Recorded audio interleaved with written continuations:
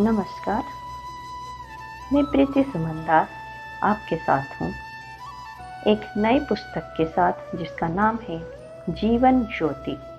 ये पुस्तक परम पूज्य स्वामी चिन्मयानंद जी के द्वारा लिखी गई है। ये पुस्तक की इंग्लिश एडिशन भी है जिसका नाम है किंडल लाइफ।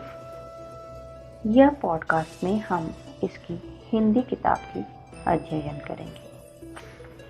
इस पुस्तक में 30 अध्याय हैं। प्रथम अध्याय जो स्वतंत्रता और स्वेच्छाचारिता के बारे में बताता है, हम उसको अध्ययन आज करेंगे। तो चलिए शुरू करते हैं। जीवन ज्योति पुस्तक के प्रथम अध्याय स्वतंत्रता और स्वेच्छाचार। मनुष्य ने इस संसार को अपने रहने के लिए गौरवमय स्थल बना लिया है। प्रकृति की जो शक्तियाँ अभी तक मनुष्य के लिए अत्यधिक घातक और भयावह थी, वे मनुष्य के नियंत्रण में आकर उसके लिए उपयोगी बन गई हैं। जो भूमि बंजर पड़ी हुई थी, उसमें अब प्रचुर मात्रा में अन्न उत्पादन होता है। मनुष्य आदिवासी और असभ्य दशा से ऊपर उठकर सभ्य और बुद्धिमान हो गए हैं। उन्हें इस समय जो सुख सुविधाएं प्राप्त हैं, वे लगभग स्वर्ग सदृश हैं। मनुष्य जरा भी संयम रखे बिना उनके सुखोपभोग में निमग्न है। फिर भी धन और वैभव का पहाड़ जैसा ढेर पाकर मनुष्य भय, चिंता और असंतोष का जीवन जी रहा है।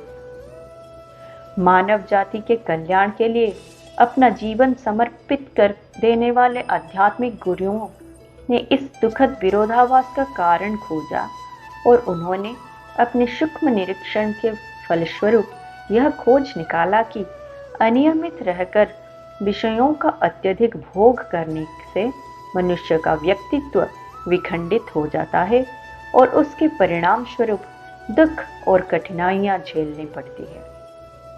उदाहरणार्थ, प्रारंभ में मिठाई खाने में स्वादिष्ट लगती है, उसके दूसरी ओर नितांत स्वादहीन हो जाते हैं और स्वास्थ्य के लिए भी हानिकारक सिद्ध होता है।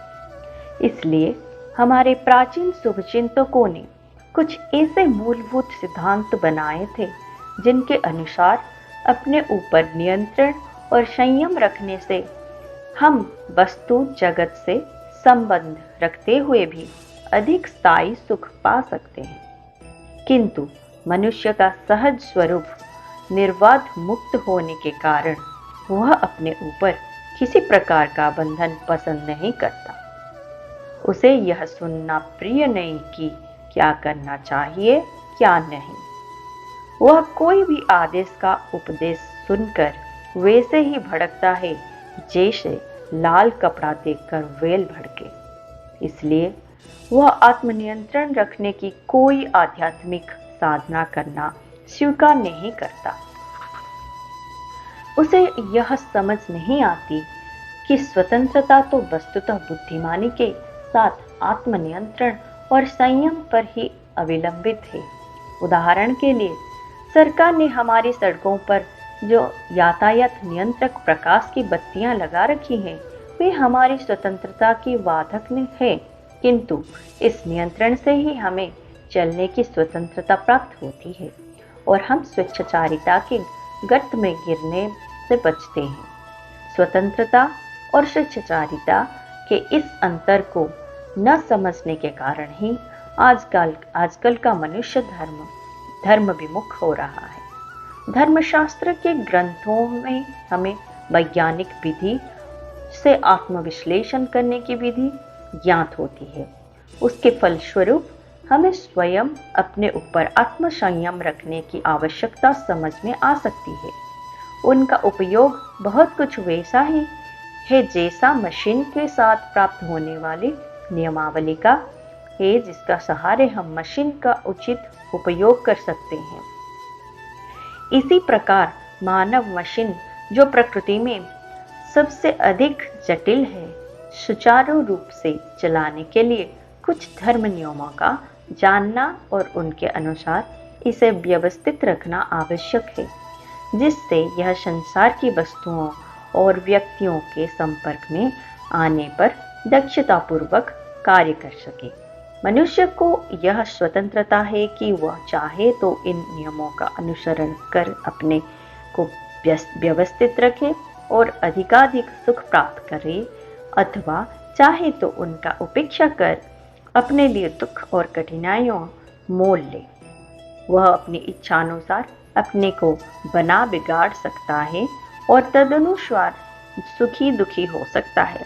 इस प्रकार शास्त्रों में उच्च जीवन जीने का विज्ञान विस्तार से बताया गया है। प्रौढ़ता आने पर हम दिखते हैं कि उसमें आत्मोत्थान की जो विधि बताई गई है वह पूर्णावस्था में हमें परम सत्य का अनुभव करा देती है। हम एक सुगठित राष्ट्र का निर्माण करने में इस सुपरीक्षित और प्रमाणित विधि का प्रयोग क्यों न करें।